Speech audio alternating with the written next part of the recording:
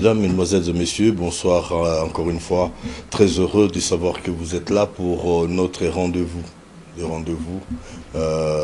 point de rencontre où nous donnons la parole à ceux de Congolais ou de ceux qui habitent les Congos, qui travaillent dans le sens de l'amélioration du bien-être. Point de rencontre, c'est vraiment le rendez-vous avec des acteurs au développement, des gens qui prennent l'initiative, ceux qui prennent des risques.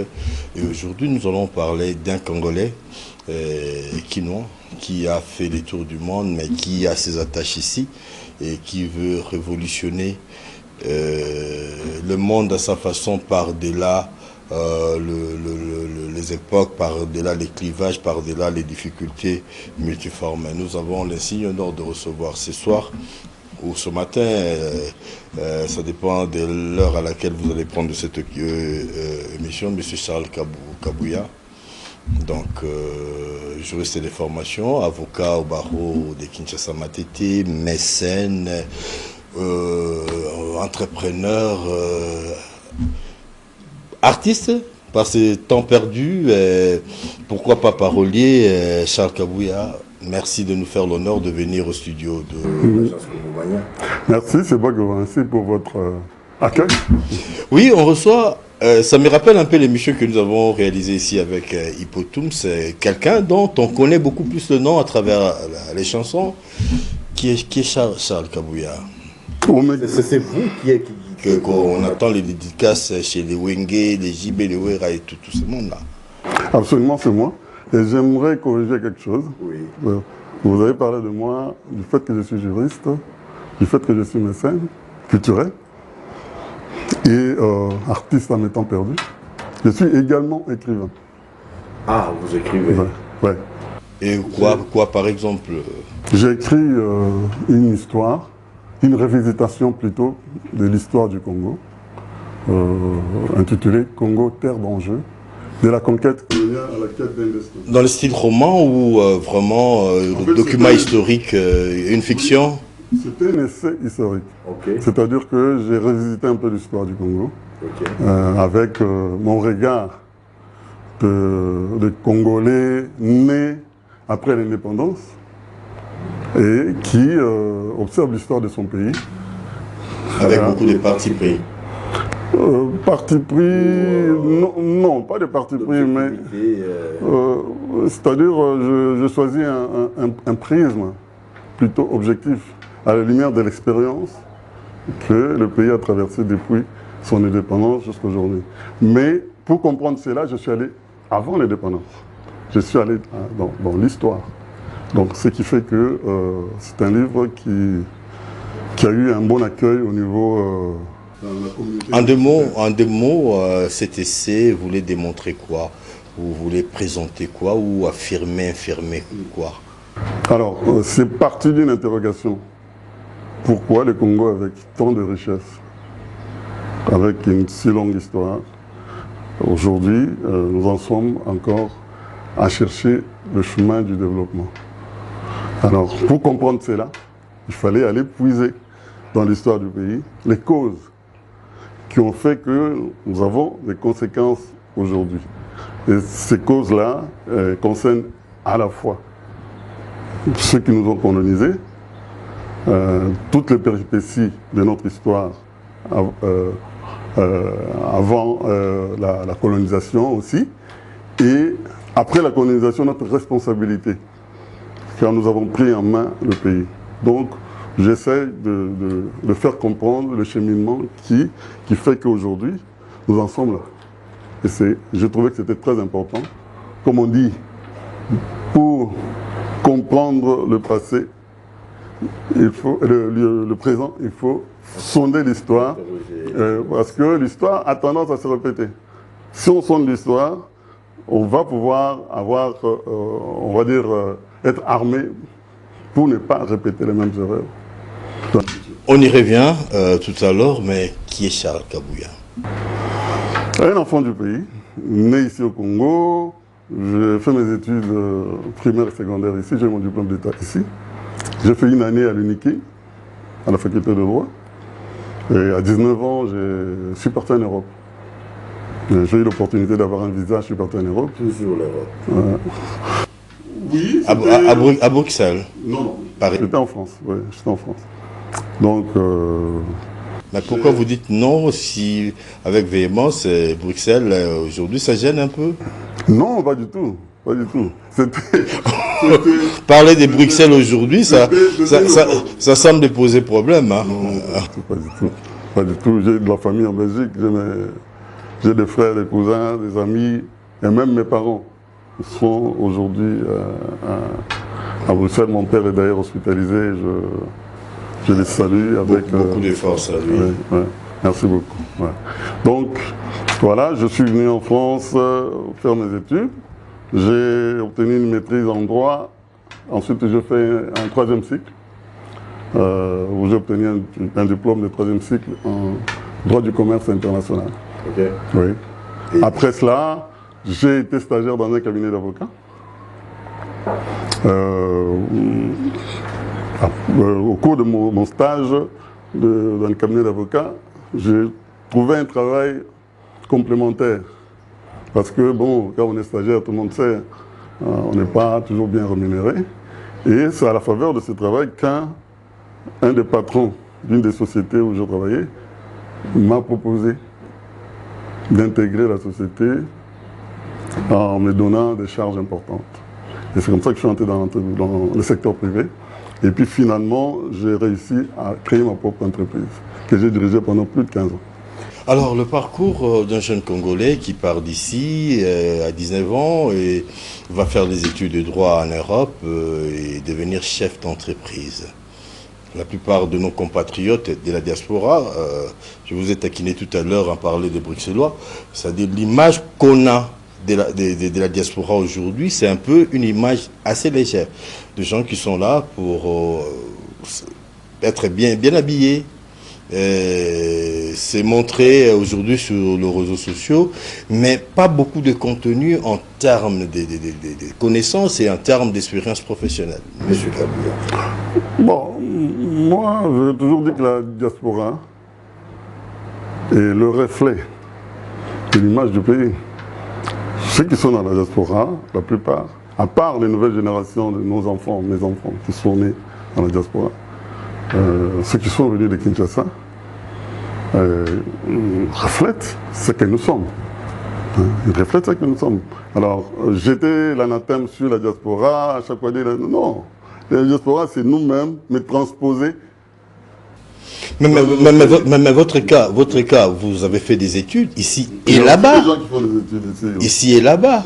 Donc, c'est pour dire. Vous êtes une exception? Non, je ne suis pas une exception. C'était une question de volonté, d'objectif. J'avais un objectif. Je m'étais toujours dit que je devais rendre fiers mes parents. Je ne me voyais pas arriver en Europe et ne pas... Juste pour les Weston et les Versace. Voilà. Donc, c'est question d'objectifs, de convictions personnelles.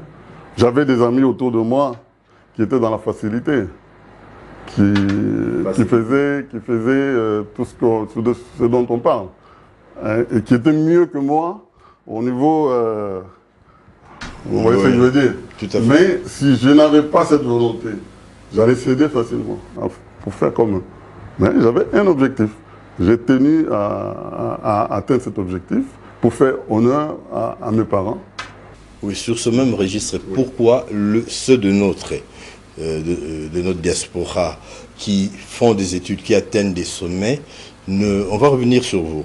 Ne vous en faites pas, ne parlent pas d'eux, ne font pas parler d'eux comme Congolais. C'est-à-dire, automatiquement, on intègre d'autres milieux et par rapport à ses origines, par rapport au pays, on laisse aux autres le rôle de parler du Congo. Je pense aussi aux combattants, je pense à tous les autres, alors qu'il y a aussi des gens qui sont capables de produire des réflexions pour faire avancer le Congo. Pourquoi c'est omerta? Pourquoi c'est silence? Bon, j'ai connu quelques personnes, ils ne sont pas nombreuses, ce ne sont pas des personnes qui aiment faire parler d'eux, effectivement. Mais moi, je fais partie de ceux qui dénonçaient les combattants. Je trouvais que brimer, par exemple, nos artistes, était injuste. Parce qu'il y a un rôle, il y a une responsabilité collective de la société. Ce ne sont pas que les artistes. Au passage, je dirais que les artistes plutôt ont réussi dans leur domaine. La musique congolaise, la rumba congolaise, qui a été déclarée patrimoine immatériel, c'est grâce à nos artistes. C'est-à-dire dans leur domaine, nos artistes ont réussi. Il faut plutôt demander aux autres de réussir dans leur domaine aussi. Si nos médecins, nos administrateurs, nos politiques réussissaient aussi dans leur domaine, le pays avancerait. On ne peut pas seulement jeter l'anathème sur les artistes. Et moi, j'ai participé avec quelques peu de gens qui étaient là à plutôt parler positivement du pays. J'ai un blog où je parle de nos problèmes. Je me mettais attaqué par les combattants parce que j'étais contre ce mouvement. Je trouvais que le mouvement avait pointé une mauvaise cible. J'ai été agressé par les combattants. C'est-à-dire que les revendications du combattant, vous ne le partagez pas, vous ne le portez pas. Dans la violence. Qu'est-ce qui est vrai dans leur démarche? Qu'est-ce qui serait vrai? Qu'est-ce qui serait vrai? Beaucoup sont des compatriotes. Il y a aussi des aigris.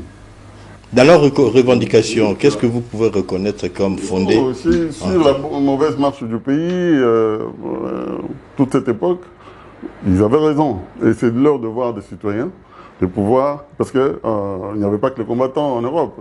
Ici aussi, il y avait l'opposition, et ainsi de suite. Donc, c'est la démocratie.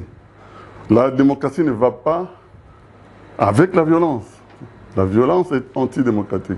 Je ne reproche pas aux combattants de réclamer que les choses aillent mieux et que les politiciens travaillent vraiment pour le pays et non pas pour les propres intérêts. Et tout ça. Là, je suis tout à fait d'accord avec eux. J'ai pointé le fait qu'ils ils visaient la mauvaise cible, qui était les artistes, et aussi ils visaient de la violence. Et là, je n'étais pas d'accord. Et qu'est-ce que... Voilà, vous avez anticipé sur ma question.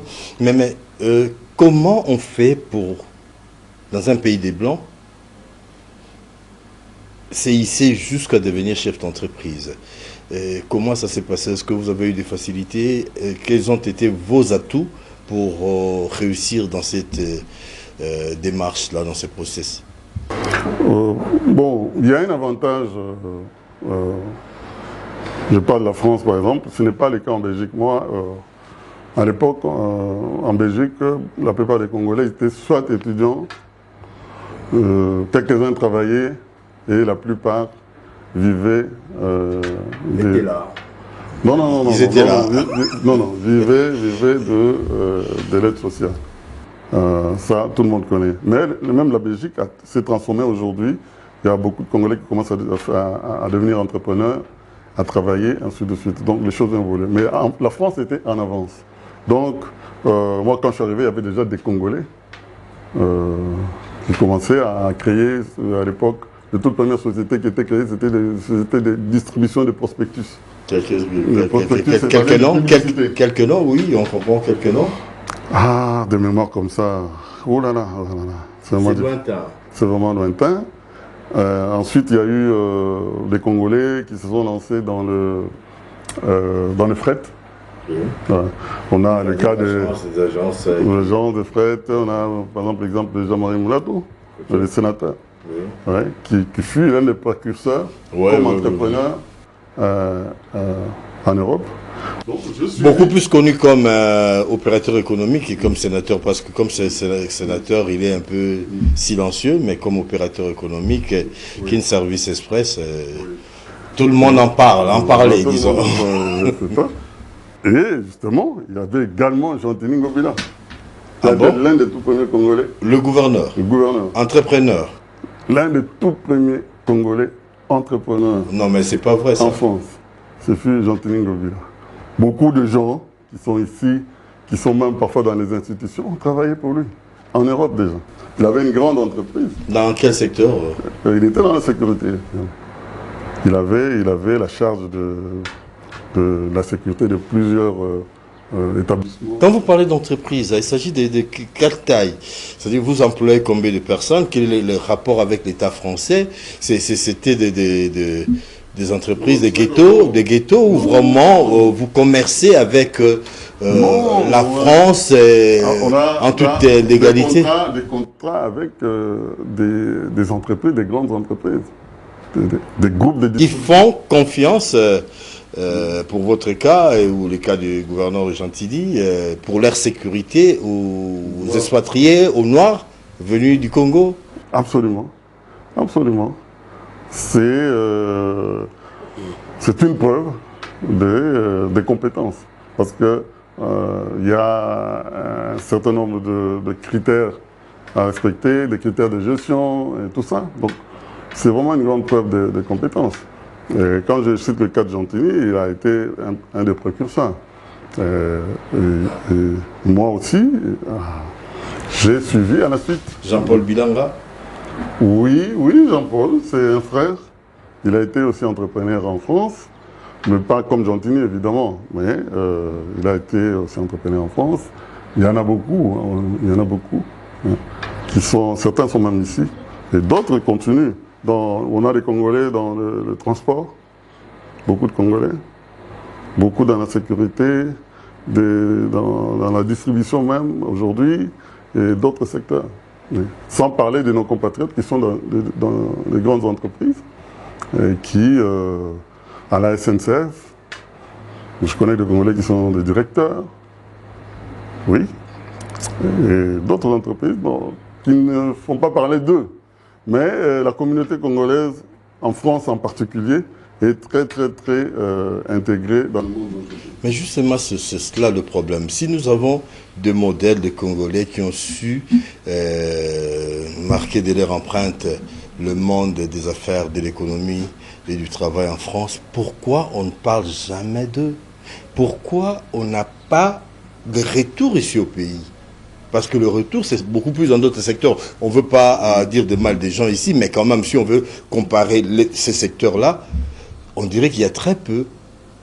Par le silence qui entoure ces gens-là, on dirait qu'il y en a presque pas. Il y a un autre problème. Un problème sociétal qui concerne notre communauté. Il y a ce problème on combat, les Congolais combattent ceux qui résistent. Même ici, on a le même problème. Il y a des gens qui, une fois qu'ils émergent, c'est d'une CK, demain émergent à la tête d'une très grande entreprise d'audiovisuel. Il y aura toujours des gens qui viendront lui mettre des bâtons dans les roues. Et c'est pour ça que certaines personnes n'aiment pas qu'on parle de leur business. Et moi, j'en ai été aussi victime. J'ai eu des lettres anonymes m'accusant de ceci, de cela. Ah bon? Oui. Des choses comme ça. Donc, les gens qui écrivent au fisc, qui écrivent à la police pour dire il faut le surveiller, il fait ceci, il fait cela. Dans notre communauté. Et une fois, un commissaire de police me l'a dit, Dieu me voit, il m'a dit, je n'ai jamais compris. On ne voit jamais des Chinois venir accuser les Chinois, entrepreneurs. On n'a jamais vu des Indiens venir accuser des Indiens. Mais vous, les Congolais, c'est tout le temps. Qu'est-ce qui se passe chez vous? Un commissaire de police. C'est la sorcellerie. Mais ça me je ne trouve pas d'autres vocables à cela. Effectivement, dans le contexte africain, le mot sorcellerie peut résumer beaucoup de choses. En tout cas, si vous en trouvez d'équivalent, donnez-le nous, mais là, jusqu'à présent, parce que comment vous pouvez aller détruire pour fonder votre propre frère? C'est ce qui se passe en Europe, la jalousie. Vous êtes responsable d'un projet qui m'a beaucoup intéressé en lisant l'article de Kaki Akiwa, que je salue en passant, un ami, un frère. Ah oui, grand journaliste. Oui, de la radio Capi, ex-Raga. Alors, la courte échelle. Le mot est mignon, l'intitulé est mignon, mais aussi... mais c'est quoi ça? Pourquoi et les contenus? Quelle en est le contenu? Oui, alors, c'est une association sans but lucratif que j'ai créée il y a plus de 10 ans maintenant. À l'époque, j'avais constaté, j'avais encore des activités en Europe, mais je venais ici au Congo dans le cadre de ma profession d'avocat. Et là, j'ai eu à constater qu'on me sollicitait énormément pour le problème de la scolarité des enfants. Il y avait énormément de gens, de familles. Avant la gratuité, avant la gratuité, donc plus de 10 ans passés. Plus de 10 ans passés. C'est ainsi que j'ai eu cette idée de faire du parrainage scolaire des enfants. C'est-à-dire concrètement, ça se passe comment? Il y a des enfants qui ont en difficulté de scolarité ici. Oui. Et vous... Alors à travers notre association, un parrain, qui est en général à l'étranger, un Congolais, qui veut faire quelque chose, faire du bénévolat, prend en charge 1 ou 2 enfants, en fournissant chaque année les frais scolaires, les équipements, les fournitures scolaires, uniformes et autres. Donc chaque année, il prend en charge cela et l'association veille à ce que l'enfant aille effectivement à l'école. Alors, depuis que le chef de l'État a mis en place ces programmes de gratuité, qui est une très grande avancée sociale. J'ai toujours dit que c'est la plus grande décision politique à impact réel depuis l'indépendance. Depuis l'indépendance du pays, c'est la plus grande décision avec impact réel, direct sur la population. Donc depuis cela, il y a les parrains peuvent continuer à prendre en charge tout ce qui est fourniture, éventuellement aider si avec un petit quelque chose pour subvenir à d'autres besoins de l'enfant parrainé. Donc c'est ça le contenu de l'association. Alors aujourd'hui, nous travaillons sur une extension de nos activités à ce que j'ai appelé Malewa Yamotema. Voilà. Malewa Yamotema, c'est un projet qui consiste à fournir mensuellement, je dis mensuellement, des vivres à des familles vraiment nécessiteuses. Et pour cela, l'association identifie un certain nombre de personnes et fait, les cas échéants, appelle à la collaboration des églises, des pasteurs, qui peuvent nous recommander des indigents qui viennent le voir parce qu'ils sont dans les églises, ils sont très sollicités aussi de ce point de vue-là. Donc, ce projet, c'est un projet auquel je tiens beaucoup. Et je pense que les Congolais, qu'ils soient dans la diaspora ou ici, sont très sensibles à la peine de leurs compatriotes. Donc nous attendons leur contribution. Comment sont sélectionnés, repérés les bénéficiaires, ces Congolais en précarité, et selon quels critères pour les sélectionner? Les critères que nous allons retenir, comme je disais tout à l'heure, c'est l'extrême précarité. L'extrême pauvreté, c'est souvent des gens qui n'ont nulle part où aller, qui se réfugient dans les églises, ainsi de suite. Donc nous allons sélectionner, faire des petites enquêtes aussi, hein, parce que il ne faudrait pas que cela soit détourné par des gens qui ont d'autres objectifs ou tout simplement par avidité. Donc c'est pourquoi j'ai dit nous allons travailler en collaboration avec un certain nombre aussi des pasteurs qui nous recommandent. Lorsqu'ils nous recommandent des gens, nous serons très réceptifs pour les intégrer dans notre programme. Et ces programmes, ça dépendra des contributions que nous aurons, pourra s'étendre à un nombre significatif de personnes qui pourraient être aidés mensuellement. Deux préoccupations en amont. La première, comment vous faites pour convaincre des gens, des Congolais lambda, qui sont là dans la diaspora avec leur stress, avec des horaires de travail, avec peut-être des problèmes de ménage, à penser aux autres. Et vous déroulez quel discours? Ils sont sensibles. Mais nous allons déjà prêcher par l'exemple. Déjà, ce que nous-mêmes nous allons faire avec nos propres moyens sera un bon exemple pour inciter les autres. Mais je sais que les Congolais contribuent beaucoup à l'aide, que ce soit ceux de la diaspora ou ici. Ils sont très sensibles à tous ces problèmes, toutes ces détresses. Mais je suis très confiant pour sensibiliser les gens. Et nous allons nous-mêmes déjà commencer avec nos propres moyens. Et à votre tour, vous-même, qu'est-ce qui nous prouve que vous êtes crédible quand vous faites l'appel à l'aide pour le compatriote en détresse ici? Et qu'est-ce qui nous garantit que tout ce que vous prenez là-bas arrive? Question de crédibilité aussi. Bon, il s'agit d'une association transparente qui, à ce sujet, nous allons faire appel. Comme j'ai dit, nous allons travailler avec des pasteurs. Nous allons aussi avoir une comptabilité que tout le monde pourra consulter. Pourra consulter.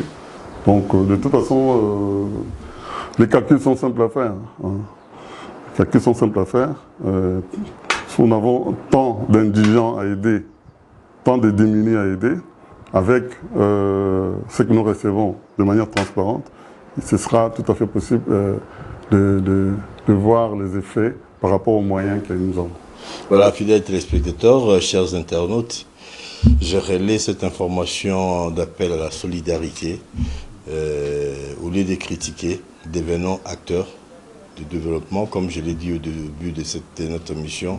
Apportez votre contribution pour l'amélioration du bien-être de nos compatriotes. Oui, il y a l'école, mais l'enfant doit aussi manger, doit vivre dans un environnement qui lui permette de s'exprimer comme une personne intelligente et d'apprendre au mieux. Donc voilà, le projet est là, courte échelle qui continue, qui prend une autre dimension. Faisons manger nos enfants et qui sait, le Seigneur vous rétribuera à sa façon. Alors, vous êtes politique, vous êtes juriste. Avant de prendre de l'aspect politique, la rentrée judiciaire de cette année, le procureur près la Cour de cassation a fait son mercurial et il a parlé des trafics d'influence. Pourrons-nous être un pays sérieux si notre justice est noyautée? On a suivi, et des cas sont légion, où c'est pratiquement une justice entre guillemets caporalisée ou pas, et les copinages semblent prendre le dessus, les qualificatifs sont légion. Pour dire ces mots. Oui, bon, je pense que vous vous souvenez des mots du président de la République, qui est le magistrat suprême, qui s'était déclaré insatisfait par le fonctionnement de la justice. Et moi, qui suis-je pour contredire ça? Vous êtes juriste. Vous êtes juriste. Donc, vous en avez le droit. Si le magistrat suprême l'a constaté, c'est qu'effectivement c'est tout à fait vrai. Moi qui suis auxiliaire de la justice, je suis de ceux qui militent effectivement pour qu'il y ait des changements notoires. C'est un problème d'intégrité morale, donc qui concerne la conscience de chacun. Alors, je pense que au niveau des instances dirigeantes de la justice, il faudra sévir avec fermeté contre les brebis galeuses. Dieu sait s'il y en a. Donc je suis tout à fait dans cette logique-là, dépeinte par le chef de l'État, qui fait que je ne suis pas non plus satisfait et qu'aujourd'hui, il faut absolument sévir, faire de sorte qu'on puisse aller vers une justice plus équitable, dans laquelle les citoyens ont confiance. Et ça va nous aider, nous, les auxiliaires de la justice, pour faire notre métier. Et c'est dans cette condition-là que la justice élèvera une nation. Mais pour y arriver, il faut un engagement fort. Il faut que les gens de conviction soient là où se prennent les décisions. Et là, vous avez pris un engagement politique, notamment pour ça. Absolument, absolument. J'ai toujours voulu participer au débat. J'ai été candidat en 2006 à la députation nationale, vous vous rappelez, oui. Où nous avions fait une campagne intense. Malheureusement, nous étions indépendants et ce n'était pas facile pour les indépendants. Alors, cette fois-ci, je suis dans un regroupement politique, l'ACP. Du gouverneur Gentilly Ngobila Baka. Alors, nous sommes en train de travailler une grande campagne avec la conviction... On avait vu la mobilisation au stade. Énorme, énorme. Je pense que pour la sortie d'un parti politique... Les détracteurs avaient dit que c'était ponctuel et c'était avec le frais de la reine. Oui, il y a toujours des gens qui essaient de mettre des croche-pieds. On venait d'en parler tout à l'heure. Lorsqu'il y a une grande réussite comme cela, on essaye de mitiger et ainsi de suite. Tout le monde a vu cette mobilisation. On a fêté un an à Kisangani, où j'étais à Kisangani. Il y avait un monde fou. La ville de Kisangani avait bougé, vibré à l'unisson avec l'ACP. Donc c'était un parti en une année. Avec toutes les belles créatures de Kisangani. Y compris. J'ai vu des militantes. moi, j'ai vu que des militantes de Kisangani. On dit la même chose, à une manière de les nommer. J'ai vu des grandes militantes et des belles militantes. Voilà. Ça c'est bien dit. Alors, votre engagement politique, c'est à quoi comme soubassement? C'est pour apporter quoi? Qu'est-ce qui vous fait râler et que vous voudrez voir changer au niveau de là où on prend des décisions, quoi. Je pense ici, vous allez vous présenter au niveau législatif, certainement, et que c'est pour apporter quoi? Quel projet sur le plan personnel, au-delà du projet du regroupement ou du parti?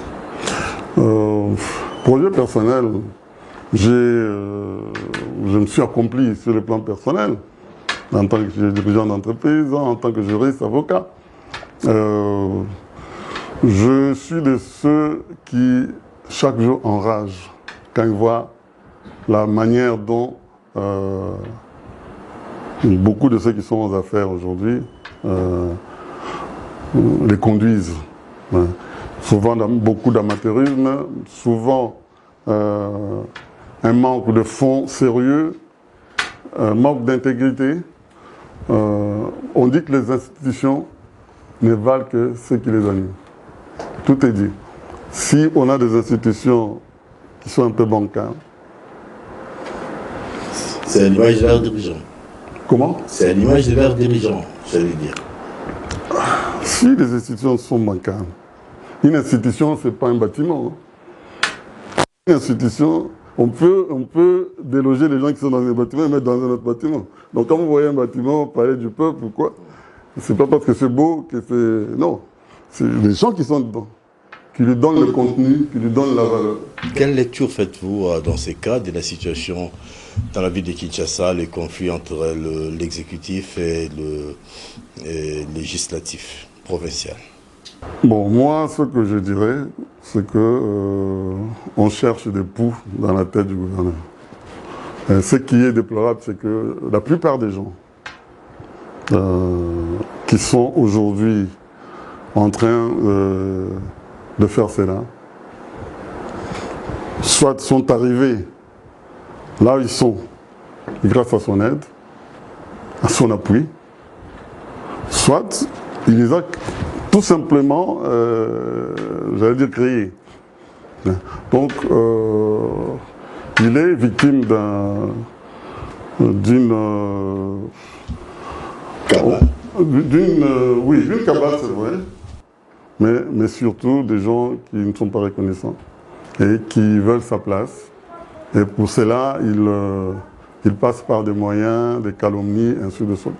Mais c'est un homme qui est combatif, hein, qui va résister, et ça je vous le promets, il sera... Mais à ces jeux qui gagnent, parce que si la justice intervient de temps en autre à travers des décisions en faveur d'eux, et même le gouvernement intervient à travers certains ministres, alors qui gagne à la fin? Parce que comment on peut gérer dans des conditions pareilles? Absolument, c'est un peu déplorable que les choses aient pris cette dimension-là, politique, au-delà du périmètre de l'Assemblée provinciale de Kinshasa. Parce que l'exécutif de Kinshasa n'a pas de problème avec l'Assemblée provinciale, mais on a créé quelque chose pour impliquer le gouverneur et paralyser l'exécutif. Donc je pense qu'il faut que la sagesse revienne et qu'on puisse retrouver les conditions pour permettre à ce que le travail se fasse. Il y a encore quelques mois de gestion jusqu'au mois de mars-avril. Donc il faut absolument qu'on retrouve la sérénité. À la lumière de ce qui se passe, de ce qu'on vient d'évoquer, alors quel serait, si je vous demandais de dessiner le portrait robot du futur député national et provincial, vous le dessinerez comment? Je pense que nous sommes dans une démocratie où on a besoin de plusieurs couleurs. Mais le vôtre. Oui, je vais y venir. Voilà, plusieurs opinions, ainsi de suite. Maintenant, si je dois parler des portraits robots, je parlerai sur le plan de ce qui doit être la base pour un parlementaire, un député. Déjà, c'est quelqu'un qui doit avoir des convictions profondes. Nous sommes en face des cas de gens qui ils sont à la recherche d'une situation de rente. C'est-à-dire qu'ils sont là parce que les députés bénéficient de certains avantages au niveau salarial, pécuniaire ou autres avantages matériels, ainsi de suite. Un député doit avoir des convictions profondes au-delà de tous ces avantages, qui ne sont que des agréments que l'État met à la disposition de ceux qui sont les élus du peuple. C'est subsidiaire. Deuxièmement, un député doit pouvoir produire. Et beaucoup de nos députés, je me suis déjà dit, sont incapables de produire. Parce qu'ils n'ont ni... pas le temps. Donc, voilà, donc c'est les gens de députés que vous souhaiteriez qu'ils soient votés. Absolument. Absolument. Et pas moi. Mais le pays, même vous-même, vous remplissez aussi ces conditions apparemment. Je prétends modestement remplir ces conditions et j'en ai la volonté.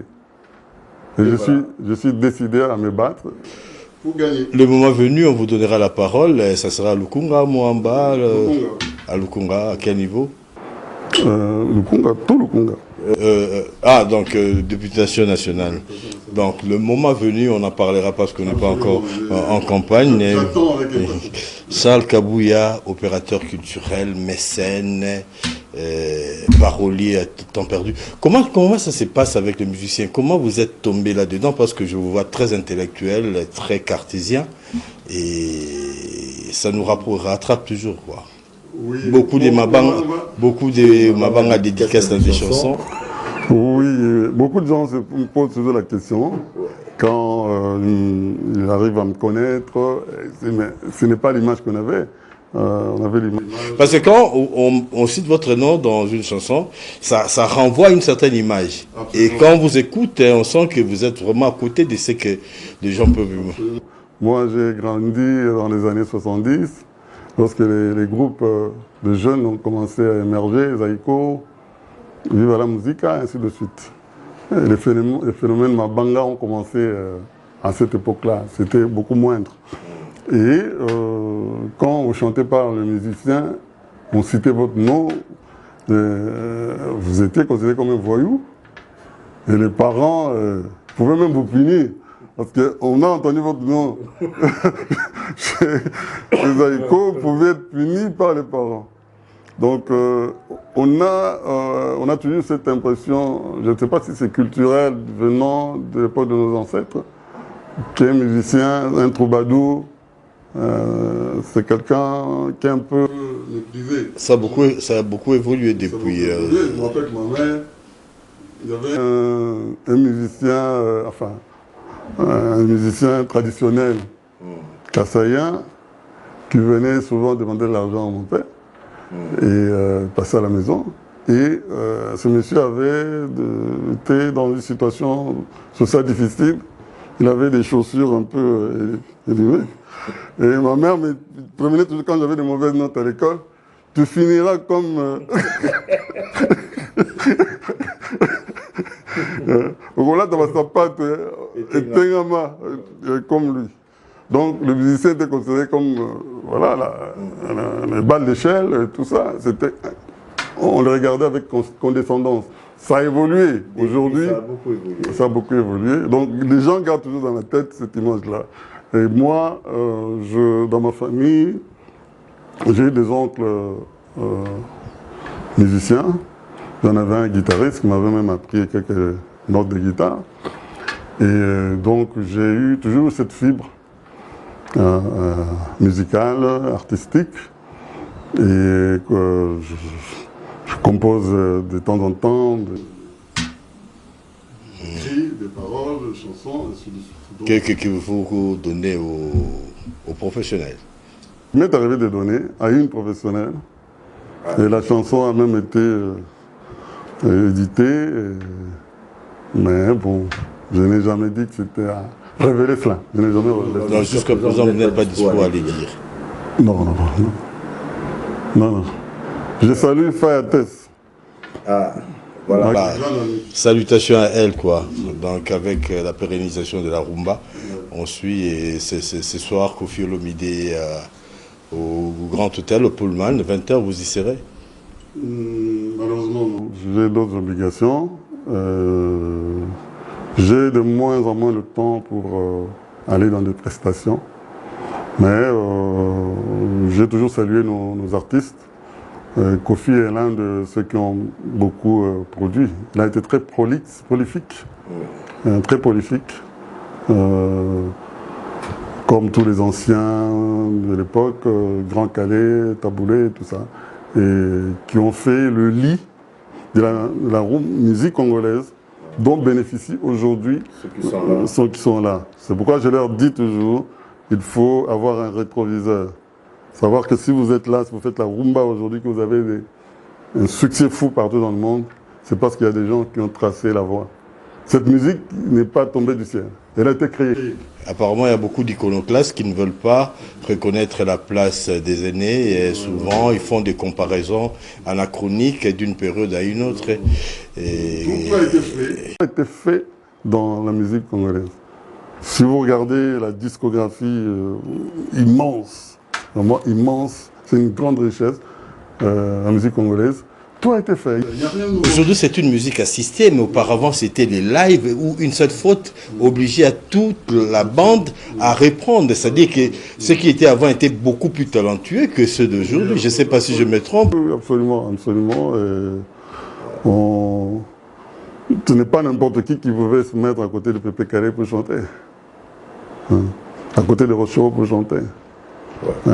Bon les gars, oui. Oui, je voulais savoir parce qu'on est pressé par le temps, mais comment l'intellectuel que Vous êtes, avec des parents stricts, a vu son nom sur presque toutes les chansons, toutes les dédicaces. Là, vous ne dites pas encore rien. En tout cas, toutes les chansons en vue, tous les concerts, et puis ces noms résonnent encore dans nos oreilles à travers. Je pense que pour les musiciens, c'était un plaisir et une surprise quand ils sont venus en Europe, voir un chef d'entreprise de la place les aider. En faisant quoi? Logement, logistique. L'aide multiforme. L'aide est multiforme. Donc, quand des gens... La forme aussi, pour parler d'habillement. Non, pas à ce point-là. Non, on a toujours besoin d'assistance lorsqu'on va dans un pays étranger. Et donc, je suis de ceux qui étaient là pour les assister. J'étais fier de ce qu'ils faisaient, en particulier les Wenge, qui avaient révolutionné un peu la musique. À l'époque, je me rappelle quand l'album Qui ne bougeait est sorti, cet album a eu un impact important en Europe et au-delà et dans toute l'Afrique.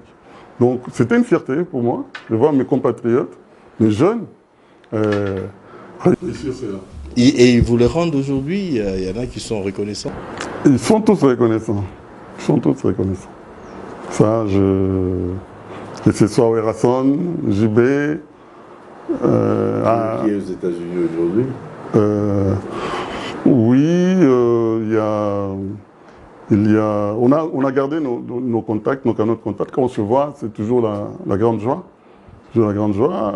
Werason, JB, Blaise, Boula, Ale Makaba, toutes et tous. On a il y a beaucoup de respect. Un mot pour JB qui est en tournée aujourd'hui, pendant que les gens pensaient qu'enfin il ne sortira plus, mais il est parti quand même avec tout l'orchestre. JB fait partie des précurseurs. Il était, on peut le dire aujourd'hui, la grande tête d'affiche de Wenge à l'époque. Donc, c'est quelqu'un qui compte. Et on ne peut pas l'enterrer comme ça. Tout comme Werason, on ne peut pas les enterrer. Malgré les secousses de la nouvelle génération? C'est tout à fait normal. Ça traduit la vivacité de la musique. Si une musique stagne, qu'il n'y ait plus de jeunes qui bousculent, ça veut dire que la musique est morte. On fait la salsa. La salsa, elle est restée la même jusqu'à aujourd'hui. Donc, la musique congolaise a la particularité d'avoir évolué. Quand on prend les grands Calais, Wendo, tout ça jusqu'à aujourd'hui, on voit comment il y a une évolution. Charles Kabouya, nous sommes arrivés à la fin de cet entretien et je vous donne l'occasion de le boucler, de terminer cette émission. Non, je boucler la boucle, quoi. Boucler dans le sens de boucler la boucle. Alors, dans le cas de cette émission, je vous donne l'occasion de clôturer. Oui, en tout cas, merci beaucoup Serge pour cette invitation sur votre plateau. Merci à votre équipe. Ils sont tous très sympathiques. Voilà, donc pour revenir au contenu que nous avons évoqué tout à l'heure, moi je suis un compatriote qui souhaite servir son pays. J'en ai ras-le-bol de rager devant la télévision lorsque je vois certaines choses. Je dis, c'est pas possible, mais pourquoi c'est comme ça? Mais pourquoi ces gens font ça? Pourquoi? Bon, je préfère aller, plutôt que de ruminer, aller, mettre la main à la pâte et apporter ma contribution pour l'émergence de notre pays. J'ai mon métier qui me nourrit.